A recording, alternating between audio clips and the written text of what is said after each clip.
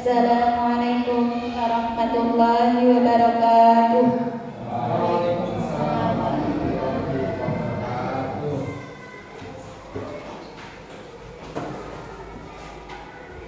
Alhamdulillahirabbil alamin. Wabihi nasta'in ala umri dunya waddin wa ala alihi wa sahbihi ajmain, amma ba'du. Yang terhormat Ibu Kepala Sekolah Ibu Rahmawati SPD NPD, yang saya hormati semua peserta diseminasi yang berbahagia. Puji syukur marilah kita panjatkan kepada kehadirat Allah Subhanahu wa Ta'ala yang telah melimpahkan rahmat dan hidayahnya sehingga kita dapat berkumpul dalam acara diseminasi budaya positif di sekolah. Sholawat salam marilah kita curahkan kepada Nabi Muhammad Sallallahu Alaihi Wasallam yang senantiasa kita harapkan syafaatnya minat dunia hatal akhirah. Allahumma amin. Bapak Ibu peserta diseminasi yang saya hormati, marilah kita buka acara ini dengan kita biridhoillah wa syafaati Rasulillah sallallahu alaihi wasallam. Al-Fatihah. A'udzubillahi minasyaitonir rajim. Bismillahirrahmanirrahim. Alhamdulillahirabbil alamin. Arrahmanir rahim. Maliki yaumiddin. Iyyaka na'budu wa iyyaka nasta'in. Ihdinas siratal mustaqim. Shiratal ladzina an'amta 'alaihim ghairil maghdubi 'alaihim waladdallin. Semoga acara pada hari ini berjalan dengan lancar dan membawa keberkahan untuk kita semua. Amin. Acara yang selanjutnya yaitu menyanyikan Indonesia Raya.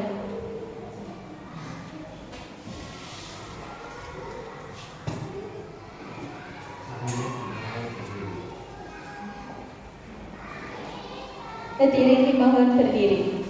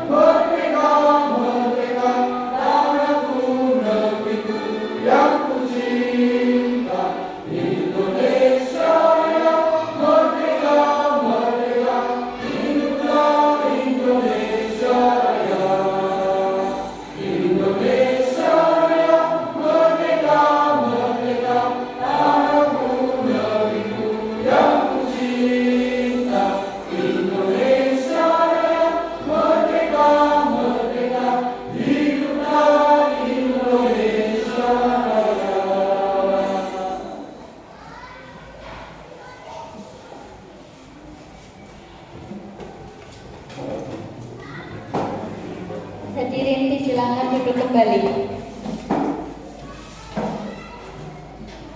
Acara yang selanjutnya yaitu sambutan dari Ibu Kepala Sekolah. Kepada beliau disilahkan.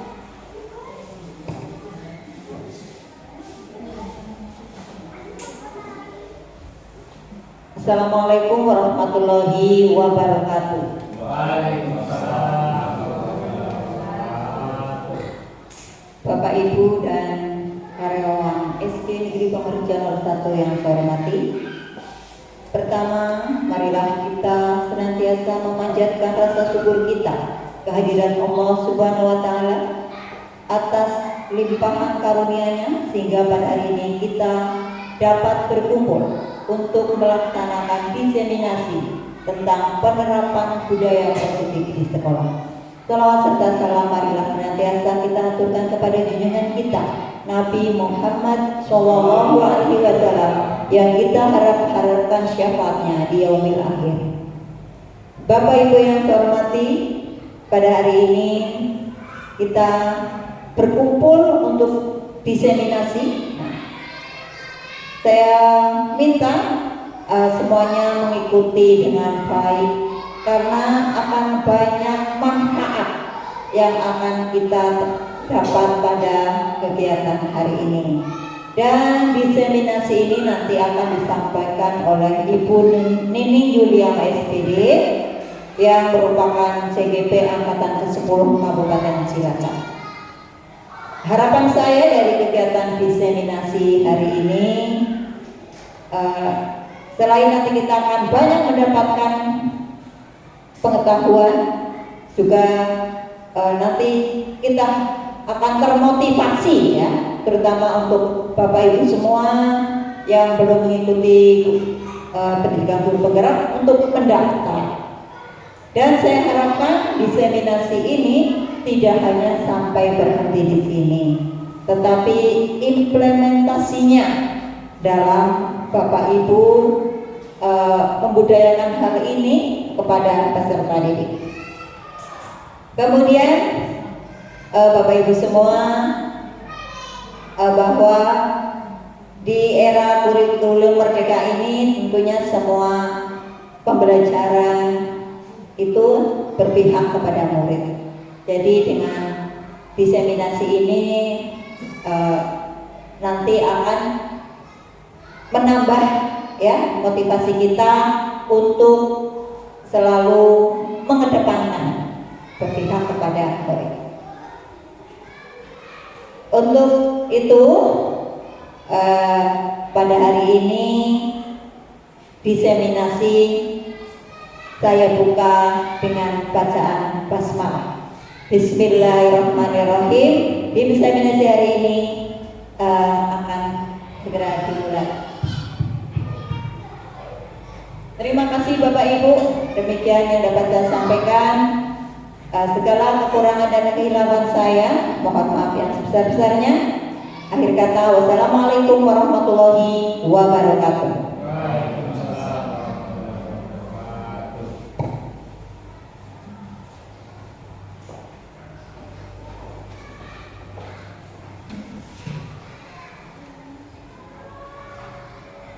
Kepada beliau disampaikan terima kasih. Acara yang selanjutnya yaitu penyampaian diseminasi budaya positif oleh Ibu Nining Yuliana SPD CGP Angkatan ke-10 Kabupaten Cilacap. Kepada beliau disilahkan.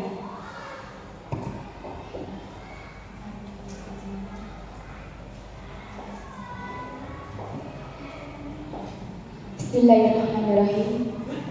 Terima kasih untuk waktu yang sudah diberikan kepada saya, dan terima kasih juga saya sampaikan kepada Bapak dan Ibu guru semua yang berkenan hadir dalam acara pagi hari ini. Pertama-tama marilah kita panjatkan puja dan puji syukur kehadirat Allah Subhanahu wa taala karena pada kesempatan hari ini kita dapat berkumpul dalam suasana yang ceria dan bersemangat.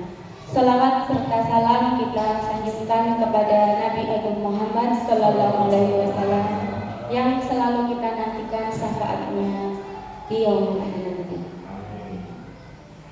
Pada kesempatan hari ini saya akan menyampaikan tentang diseminasi budaya positif. Sebelumnya perkenalkan, ini Ibu Fasil saya, Ibu Septi Purwitasari, dan Bapak pengajar praktik saya, Bapak Muhammad Solehuddin.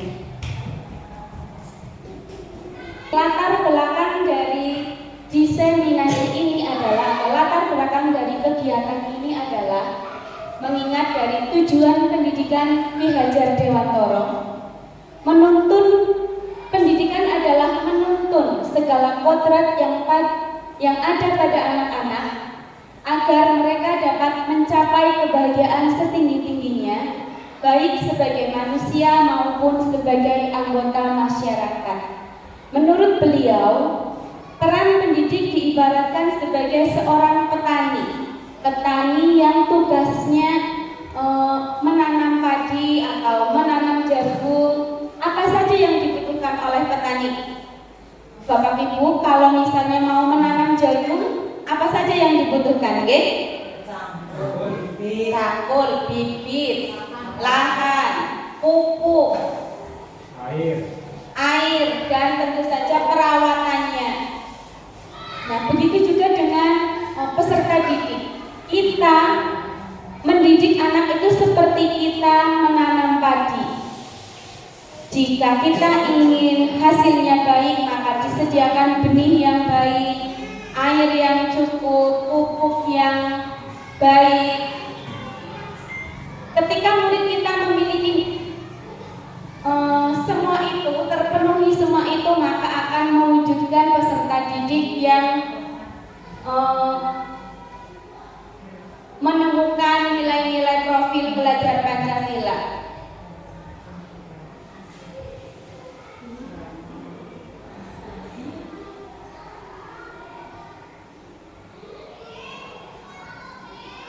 Latar belakang kegiatan ini adalah meningkatkan pengetahuan dan pemahaman tentang budaya positif.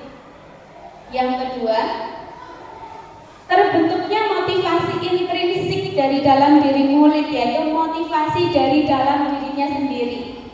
Kemudian yang ketiga adalah mewujudkan disiplin positif peserta didik sehingga menjadi budaya positif dan diterapkan dengan menjalankan keyakinan dan disepakati berdasarkan kesadaran bersama. Tujuan dari diseminasi ini adalah meningkatkan pengetahuan dan pemahaman tentang budaya positif, terbentuknya motivasi intrinsik pada murid, mewujudkan disiplin positif peserta didik, kemudian menjadi budaya positif. Lalu tolak ukurnya apa Bapak Ibu? Tolak ukurnya adalah terlaksananya konsep diseminasi sebagai konsep inti budaya positif di sekolah. Terbentuknya keyakinan kelas, murid dan guru konsisten dalam menjalankan keyakinan kelas tersebut, sehingga semua masalah murid dapat terselesaikan dengan kita menggunakan segitiga restitusi. Lini masa tindakan yang akan dilakukan. Jadi dalam kegiatan ini tindakan yang saya lakukan yaitu yang pertama, berkoordinasi dan meminta dukungan dari kepala sekolah, kemudian dengan semua dewan guru dan staf, kemudian melakukan aksi diseminasi, menyusun keyakinan kelas, kemudian hasil dari keyakinan kelas itu nanti bisa ditempel di setiap kelas, melaksanakan keyakinan kelas tersebut, dan yang terakhir kita refleksikan bersama hingga melaksanakan tindak lanjut. Ice breathing dulu ya Bapak Ibu biar fokus. Ingat Bapak Ibu, clue-nya adalah ikuti apa yang saya katakan. Clue-nya adalah ikuti apa yang saya katakan. Bola, bola, burung bola. Pak Andi? Bola, burung bola. Oh iya, keseruan. Gak ada keseruannya kalau gitu belajar. Belum juga pertanyaannya muncul sudah dijawab dulu. Konsentrasinya baik Pak Andi. Tepuk tangan untuk Pak Andi. Boleh tepuk wow. Begini tepuk wow ya. Kasih W, kasih O, kasih W. Wow, keren. Wow, keren. Bisa jawab Pak Ibu? Tidak Pak Bu. Ya berdiri. Kita kasih tepuk wow untuk Pak Andi.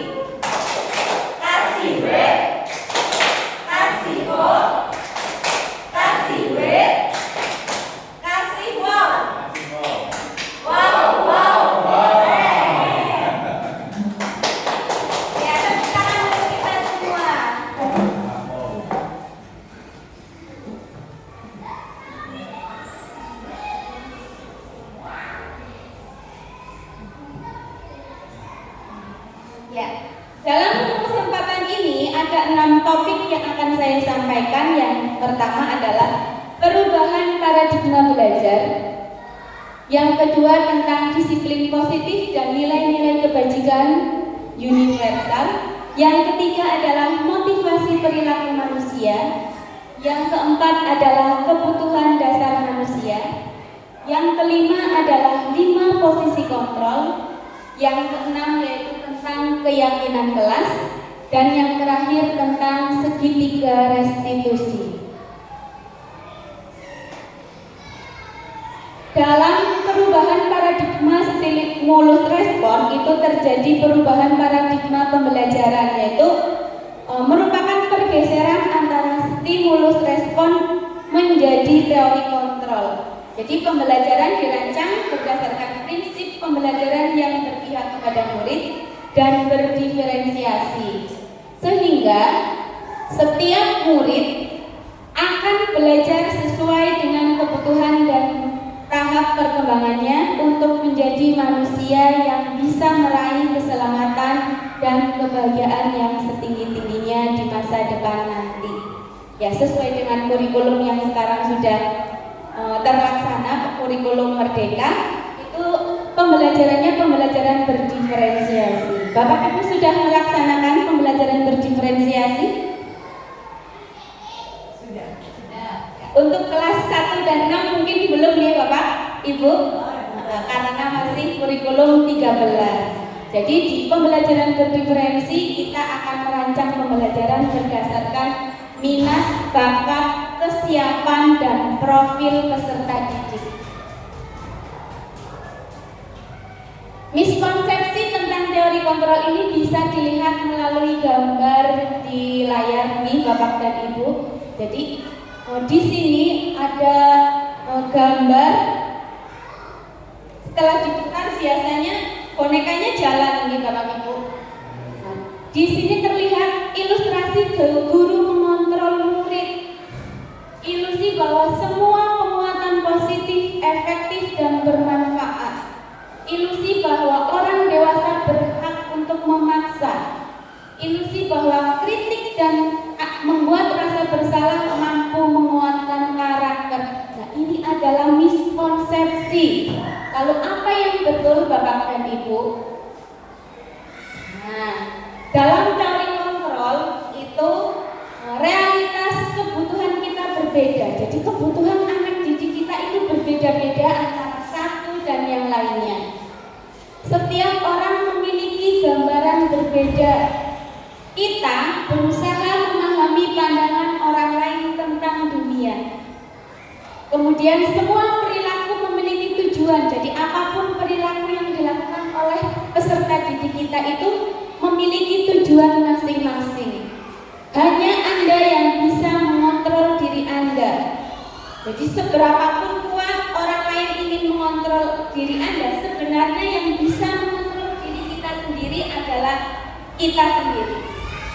Karena apa? Karena kita tidak bisa dikontrol oleh orang lain maupun sebaliknya. Orang lain tidak mampu atau tidak bisa mengontrol kita.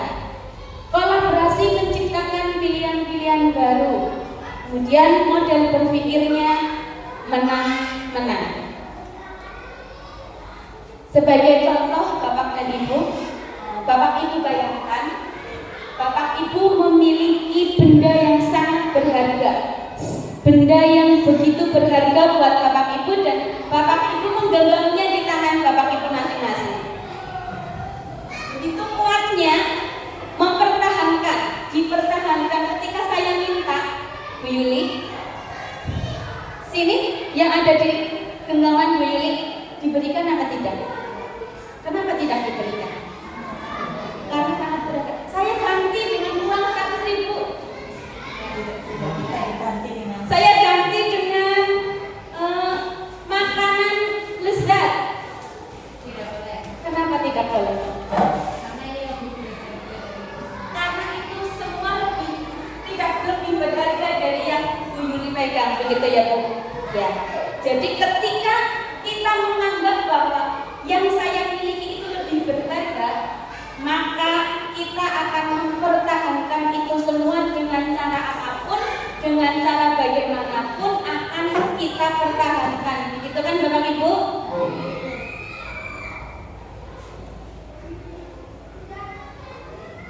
Lalu, apa makna disiplin?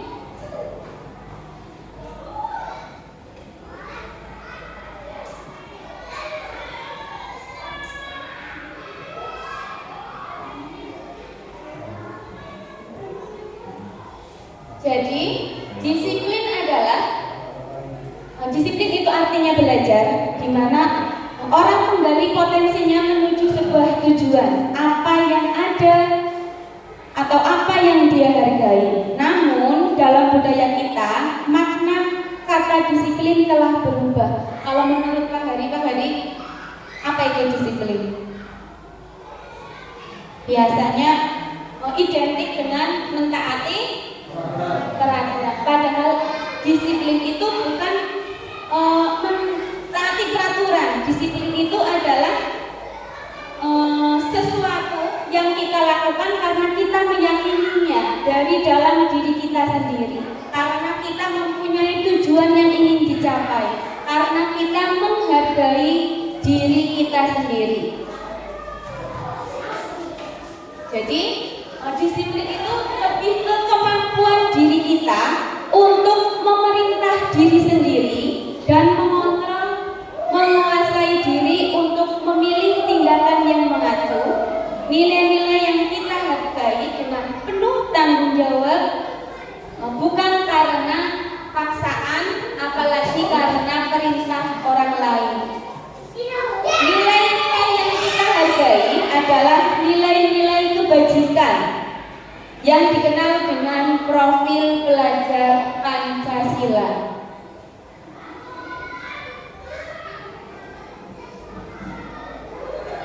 Ya, untuk yang selanjutnya, untuk kita bisa disiplin itu kita harus memiliki motivasi. Nah, teori motivasi menurut perilaku manusia itu ada 3, yaitu motivasi intrinsik atau internal atau eksternal. Yang kedua ada motivasi eksternal. Kemudian yang ketiga ada motivasi eksternal, internal dan eksternal dan internal. Eksternal berarti motivasi dari luar berupa karena ingin mendapatkan penghargaan, karena hukuman, karena perintah dari orang lain, karena ingin mendapatkan imbalan. Itu semua motivasi eksternal atau motivasi yang berasal dari luar. Nah, di sini tentang motivasi, kita akan ke materi selanjutnya, yaitu tentang kebutuhan dasar. Sebelumnya ada latar belakang, yaitu Ibu Ambar, guru kelas 2A di SD Pelita. Itu sedang merasa kebingungan. Kenapa? Karena ada satu anak di kelasnya yang seringkali meminta bekal ke teman-temannya. Nah, Bu Ambar ini sering mendapatkan aduan dari murid-muridnya bahwa si Doni, muridnya itu sering meminta bekal dari temannya. Nah, menurut Bapak Ibu, kenapa Doni ini meminta bekal ke temannya? Tidak bawa bekal. Belum sarapan. Bosan, lauknya telur sama mie goreng terus. Karena dia usil. Nah, jadi kita dapat mengetahui alasan Agus, atau kita dapat mengetahui kebutuhannya Doni ini dari jawabannya Doni. Nah, Bu Ambar ini harusnya menanyai kepada Doni. Jika Doni berkata, ibu saya lapar karena ibu saya tidak membawa bekal, berarti dia adalah kebutuhannya ingin bertahan hidup. Yang kedua, jika Doni menjawab, Saya senang Bu karena teman-teman jadi melihat ke saya semua. Nah, berarti Doni itu butuh kasih sayang. Nah, jika jawaban Doni ini biar teman saya takut sama saya, tak rebuti, nah, berarti Doni itu ingin merasa dia berkuasa. Nah, tapi jika jawaban Doni bosen Bu, saya dikasih bekalnya telur ceplok terus, nah itu berarti kebutuhan Doni adalah kebebasan. Dia ingin menu yang beraneka ragam, yang berbeda-beda. Jika jawabannya Doni itu iseng, itu berarti dia ingin merasa senang atau dia membutuhkan kesenangan. Nah, dari ilustrasi itu dapat disimpulkan bahwa kebutuhan dasar manusia itu ada 5. Yang pertama karena ingin bertahan hidup, yang kedua karena dia membutuhkan kasih sayang, yang ketiga karena membutuhkan kebebasan, yang keempat karena butuh kesenangan, dan yang terakhir karena ingin mendapat penguasaan. Yang pertama bertahan hidup. Kebutuhan bertahan hidup adalah kebutuhan yang bersifat fisiologis. Untuk bertahan hidup misalnya berarti kalau kita ingin bertahan hidup kita membutuhkan rumah, makanan, kesehatan, kebutuhan biologis dan rasa aman. Kasih sayang, kebutuhan untuk disayangi dan diterima. Kemudian ada penguasaan. Penguasaan adalah kebutuhan untuk dianggap dia itu berharga, dianggap dia itu berbeda, dianggap bahwa dia itu mampu, dan lain-lain. Penguasaan, kebutuhan akan kemandirian, otonomi, memiliki pilihan.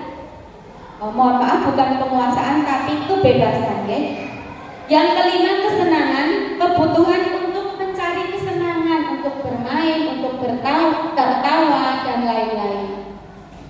Lalu bagaimana peran kita sebagai guru?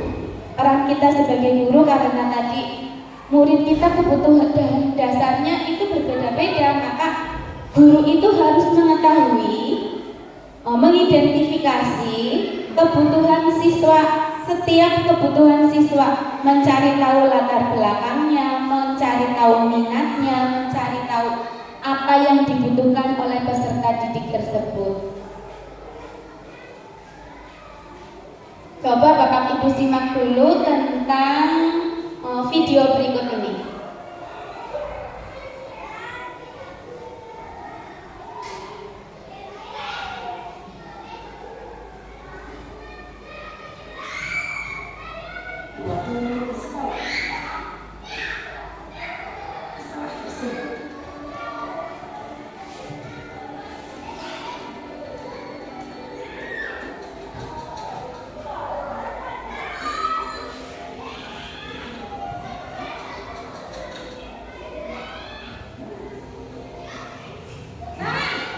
Bluetooth connected. Selamat pagi, Bu. Selalu terlambat. Kamu deh, pasti terlambat. Maaf, Bu. Saya Apa? Apa coba? Alasan kamu apa lagi? Kapan sih kamu tidak terlambat? Malas sekali ya kamu jadi anak. saya Dasar pemalas. Gak kapok-kapok sih kamu. Sudah berapa kali terlambat? Sana, kamu keliling lapangan basket 2 kali. kenapa saya harus keliling lapangan basket, Bu? Kenapa? Kamu melawan ibu? Berani-beraninya jawab. Sudah terlambat, masih berani jawab pula. Sekarang, keliling lapangan basket 5 kali sekalian. Biar kapok. Cepat, pergi sana ke lapangan basket. Posisi penghukum biasanya berbicara dengan nada tinggi, menghardik, menunjuk-nunjuk, menyakiti, dan menyindir. Hukuman bisa berupa fisik maupun psikis. Ibunda, Kamu kena keren.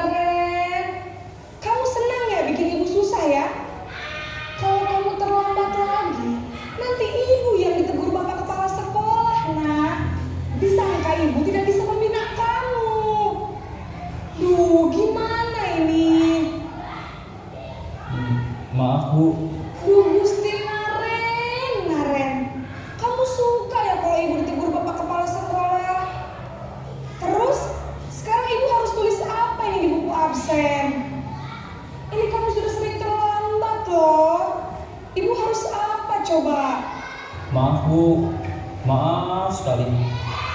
Ya sudah, lain kali jangan bikin ibu susah lagi ya nak ya.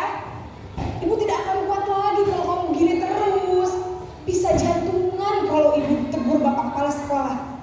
Sana cepat ke kelas. Maaf ya Bu, maaf sekali.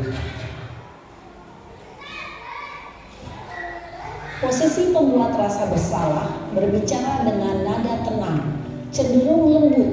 Namun kata-kata yang diutarakan membuat murid merasa menjadi orang yang gagal, memandang buruk dirinya sendiri, merasa tidak berharga, dan tidak sanggup membahagiakan orang lain.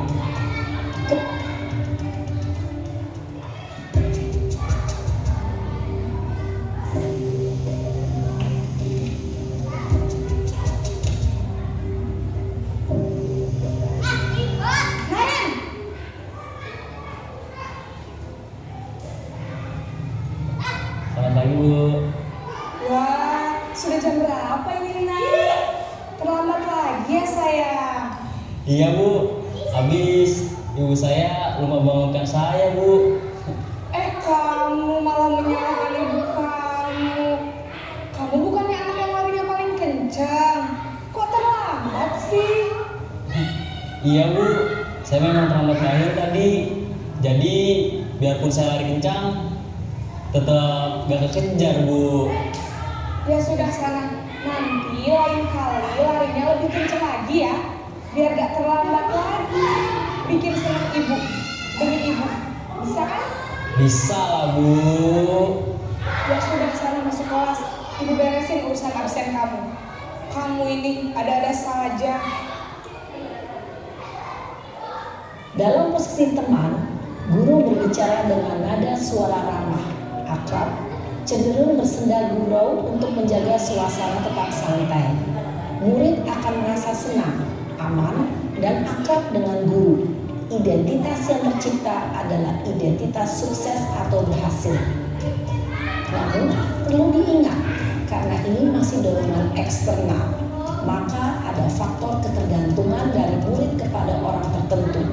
Di sini, guru absennya, sehingga di lain waktu, murid bisa berperilaku baik, namun hanya kepada orang-orang tertentu saja.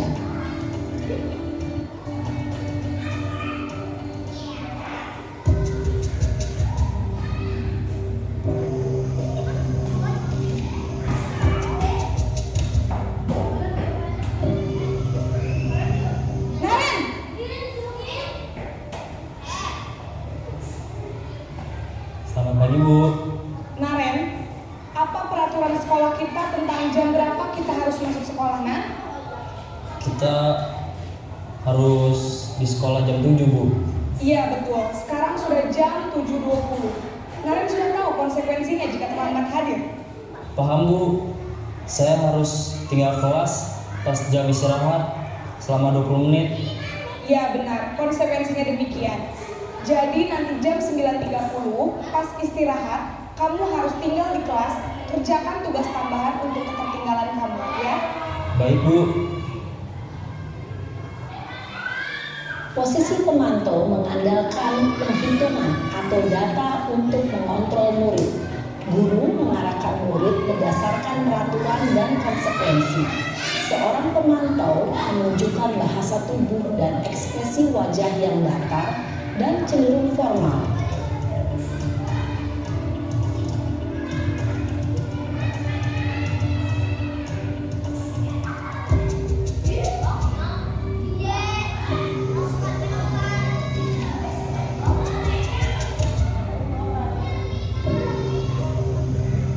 Naren!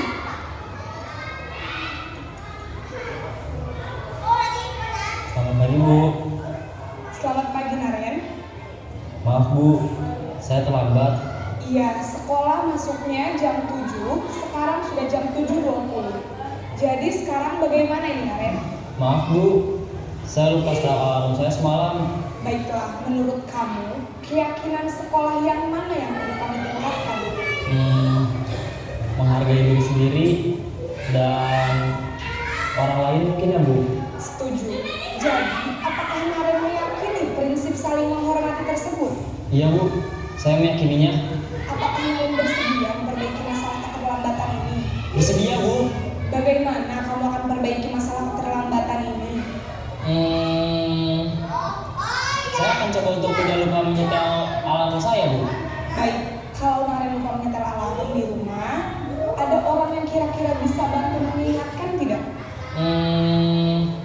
Ada Bu, kakak saya, Kak Emma. Ada lagi selain Kak Emma?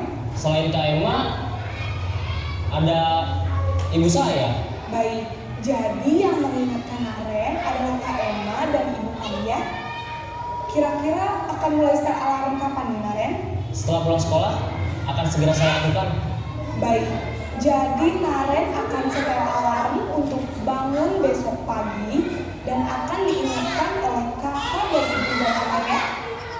Ada lagi yang mungkin perlu dilakukan Naren agar tidak terlambat bangun lagi? Tidak ada Bu. Baik Naren, terima kasih untuk kerjasama kamu. Sekarang kamu perlu kembali ke kelas untuk belajar. Baik Bu, terima kasih. Posisi manajer adalah posisi kontrol yang disarankan untuk membimbing murid memiliki sikap disiplin yang positif, yaitu murid yang mandiri, bertanggung jawab, dan dapat memecahkan masalah.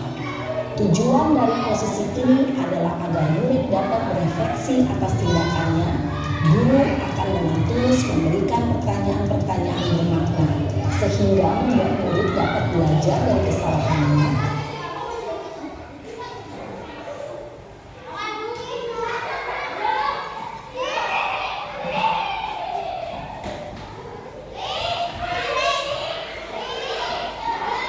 Sesuai dengan video yang tadi, Bapak Ibu saksikan bahwa posisi kontrol guru itu ada 5, yaitu penghukum, pembuat rasa bersalah, teman, pemantau, dan manajer.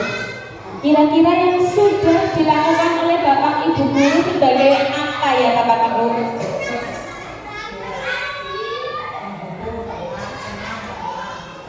Penghukum pernah, sebagai teman pernah, membuat rasa bersalah. Untuk selanjutnya Bapak Ibu harus bisa sebagai manajer, ya Bapak Ibu.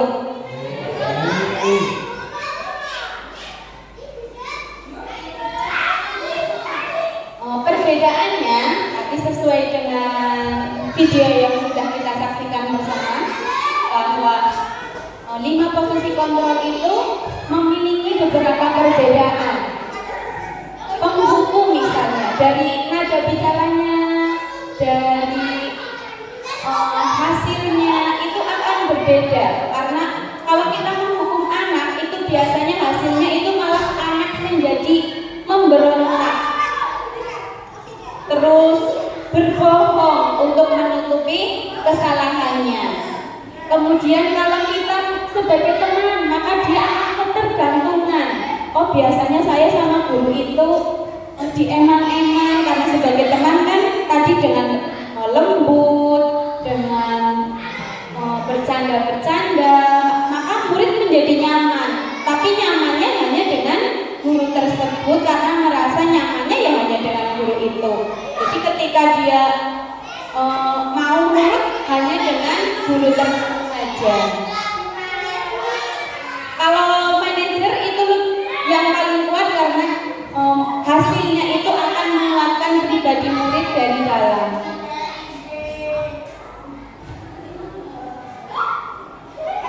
Lalu mengapa keyakinan kelas atau bukan peraturan kelas?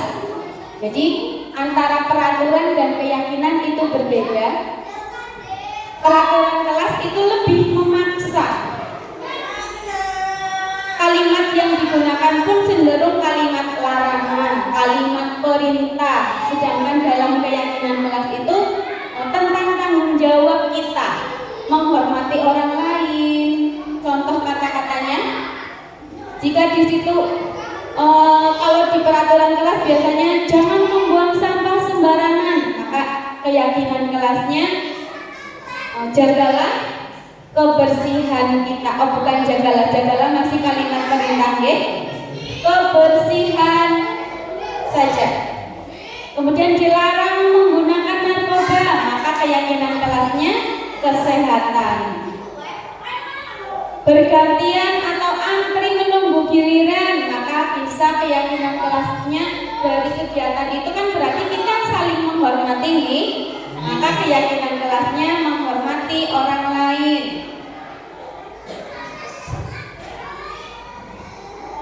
Saya sudah menerapkan pembuatan keyakinan kelas di dalam kelas saya, di mana murid saya maju satu-satu. Dia ingin suasana kelasnya bagaimana, dia ingin temannya bersikap seperti apa. Setelah mereka menuliskan itu, kita membuat kesepakatan. Jadi dari impian-impian dari anak-anak itu tadi, suasana kelas yang bagaimana, siswanya yang seperti apa, mengerjakan tugasnya bagaimana, itu kita simpulkan menjadi kesepakatan kelas. Di mana keyakinan kelas ini ada beberapa di kelas saya. Kita bersikap baik dan jujur, contohnya kita saling menghormati. Karena sering banyak yang berkelahi atau bertengkar, maka keyakinan kelas kami adalah saling memaafkan. Kemudian untuk tugas dan PR supaya tidak terlambat, tidak lupa mengerjakan PR, itu keyakinan kelasnya disiplin, saling mendengarkan, belajar dengan nyaman, gigih dan melakukan yang terbaik, mengucapkan tolong dan terima kasih, bertanggung jawab. Namun dalam prakteknya masih banyak kekurangan Bapak Ibu, karena anak-anak sudah terbiasa dengan peraturan. Jadi untuk membuat keyakinan kelas kita perlu memberikan arahan yang lebih terperinci. Kemudian apa sih restitusi? Jadi restitusi itu dikembangkan oleh pakar pendidikan. Segitiga restitusi adalah suatu proses dialog. Jadi dialog yang dilaksanakan oleh guru atau oleh orang tua atau oleh seseorang dengan murid atau dengan siapa saja, sehingga murid itu atau orang yang diajak dialog itu menjadi mandiri dan bertanggung jawab. Nah, dalam segitiga restitusi itu ada 3 tahapan, yaitu menstabilkan identitas, validasi tindakan yang salah, kemudian menanyakan keyakinan. Menstabilkan identitas di sini berarti kita meyakinkan atau membuat stabil. Misalnya siswa melakukan kesalahan, maka kita bisa berdialog dengan mengucapkan kata-kata berbuat salah itu tidak apa-apa. Bu guru juga pernah melakukan kesalahan seperti itu. Bapak Ibu tidak tertarik untuk mencari siapa yang salah. Kita hanya harus mencari solusi. Kamu berhak seperti itu. Jadi kita menstabilkan perasaan siswa, tidak membuatnya merasa bersalah. Tahapan segitiga restitusi yang kedua itu adalah validasi tindakan yang salah. Kita memvalidasi bagian mana yang salah, apa yang keliru dari apa yang sudah mereka lakukan, dengan berdialog, dengan pertanyaan misalnya, padahal kamu bisa ya melakukan yang lebih dari ini. Kamu pasti punya alasan ya kenapa kamu melakukan itu. Wah, kamu patut bangga sama dirimu sendiri karena telah melindungi sesuatu yang kamu berharga buat kamu. Kemudian tahapan yang ketiga. Tahapan ketiga itu menjadi inti dari kegiatan segitiga restitusi, di mana kita memberikan kepercayaan kepada murid untuk mencari solusi mereka sendiri dengan memancing-mancing dengan menggunakan pertanyaan. Nah, dari mana murid itu bisa mendapatkan solusinya? Dari keyakinan yang sudah kita sepakati. Misalnya bisa menggunakan pertanyaan, apa yang kita percayai di kelas kita, apa nilai yang kita sepakati, apa yang kamu mau jadi orang yang seperti apa. Saya juga sudah melaksanakan segitiga restitusi di kelas saya. Ini terjadi pada siswa saya yang bergelut rebutan dengan temannya.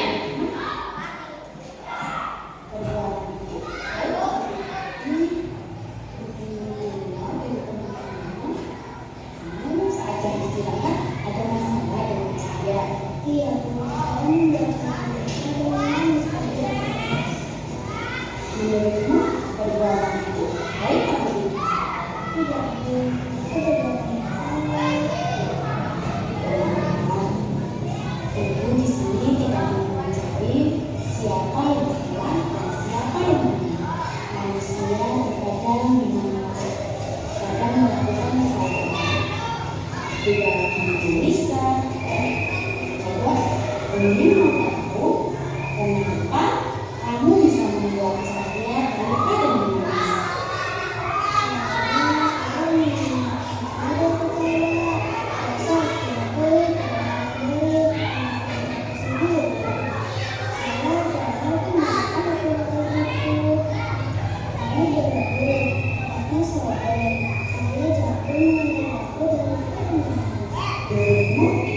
Ada cara lain tidak untuk meningkatkan keberhasilan dari belajar? Bagus. Coba mengingat kedatangan kelas Anda yang sesuai dengan kejadian hari ini.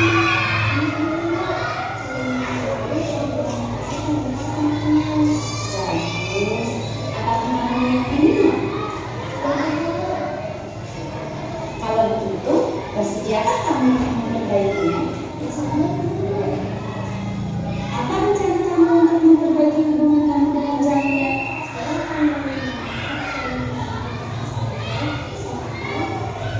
Itulah,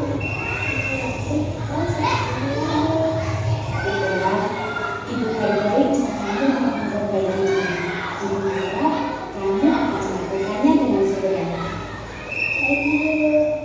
Ya, silakan menuju kelas ya.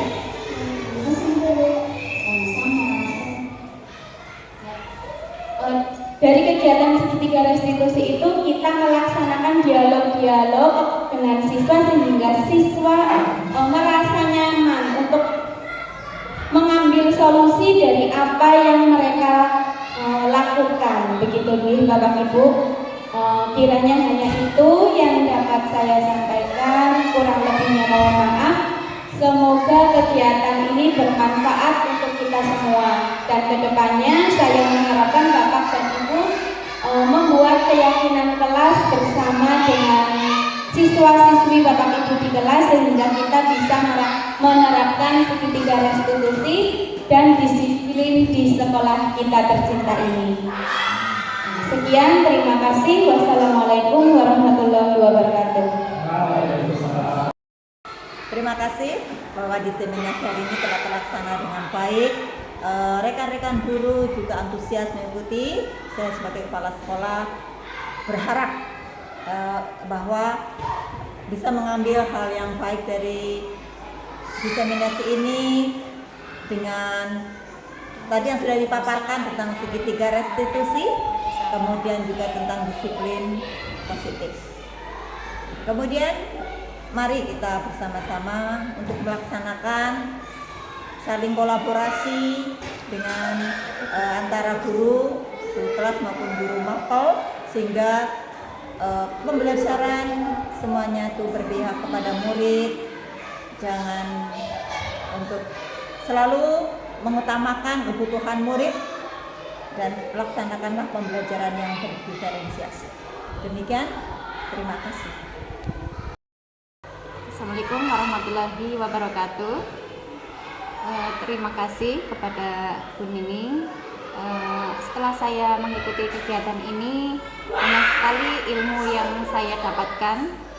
Di antaranya tentang kebutuhan dasar siswa, teori kontrol, dan yang paling utama menurut saya adalah penerapan segitiga restitusi. Semoga saya bisa mengimplementasikannya, ilmu yang telah saya dapatkan tadi di kelas saya. Ulangi. Semoga saya bisa mengimplementasikan ilmu yang saya peroleh dari kegiatan ini di kelas saya. Terima kasih. Wassalamualaikum warahmatullahi wabarakatuh. Waalaikumsalam.